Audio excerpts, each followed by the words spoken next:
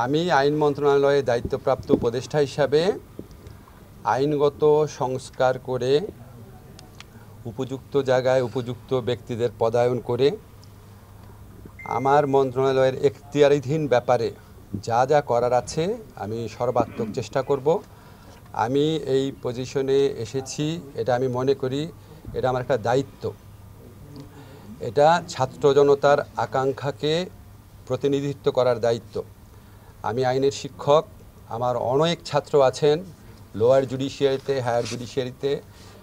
কিভাবে miscarriage of justice হয়েছে, বিচারের নামে কিভাবে হয়রানি হয়েছে, ন্যায় বিচার থেকে বঞ্চিত করা হয়েছে, এই পুরা প্রক্রিয়াটা সম্পর্কে ইনশাআল্লাহ আমি জানি। আমি আমার সাধ্যমতো চেষ্টা করব। আপনারা জানেন আমরা শুক্রবার অফিস করেছি, আজকে শনিবার অফিস করছি।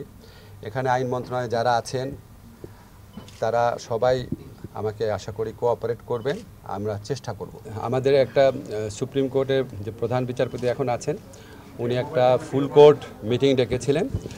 তো এটা আপনার ছাত্র জনতার পক্ষ থেকে আমি একটা স্ট্যাটাস দেখেছি, আসিফ মাহমুদ বলেছে যে এটা কারোর সাথে কনসাল্ট করে নাই উনি, এটা যেভাবে ডেকেছেন এটা মনে করা হচ্ছে যে এটা একটা যে স্বৈরাচারী পরাজিত শক্তি ছিল তাদের পক্ষের একটা মুভ, আমি যতদূর মনে করতে পারি। তো আমি এই ব্যাপারে কমেন্ট করার আগে কয়েকটা কথা বলতে চাই। দেখেন, আমাদের প্রধান বিচারপতি অত্যন্ত শ্রদ্ধেয় উনি, তো ওনারা কিছু ব্যাপারে তো প্রশ্ন ছিল, বিশেষ করে যখন এই আন্দোলনটা হচ্ছে তখন উনি প্রশ্ন করেছিলেন আন্দোলন করে কি রায় পরিবর্তন করা যায় কিনা।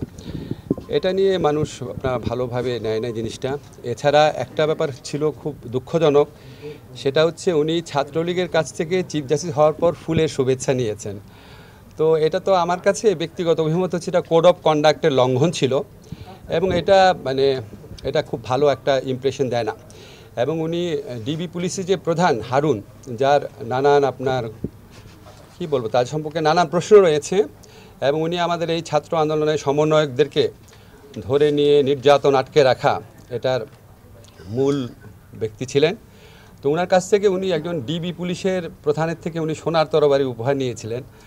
তো আমার তখন খুব অবাক লেগেছিল, এবং উনি বিদেশে গেলে বিভিন্ন আওয়ামী লীগের যে নেতৃবৃন্দ আছেন ওনাদের বাসায় থাকেন। তো এইসব কারণে এমনি তো ওনাকে নিয়ে কন্ট্রোভার্সি ছিল।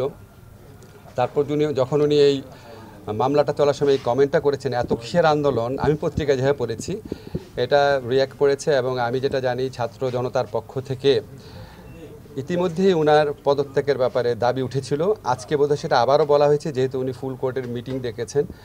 তো এটা একটা অনভিপ্রেত ঘটনা, এই ধরনের অনভিপ্রেত ঘটনা না ঘটলেই ভালো। আমরা তো মনে করি সুপ্রিম কোর্ট হচ্ছে আমাদের সংবিধান রক্ষণের, মানবাধিকার রক্ষণের জন্য একটা সবচেয়ে বড় প্রতিষ্ঠান।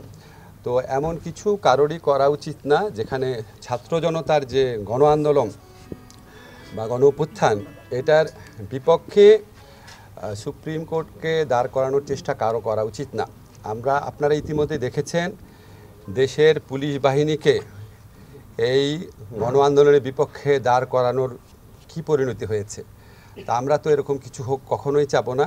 তো আমরা আশা করব যে সবার জন্য শুভবুদ্ধির উদয় হয়, এবং ছাত্র জনতার যে গণ আন্দোলন রয়েছে এটার আকাঙ্ক্ষার প্রতি আমরা যেন সবাই সম্মান দেখাই।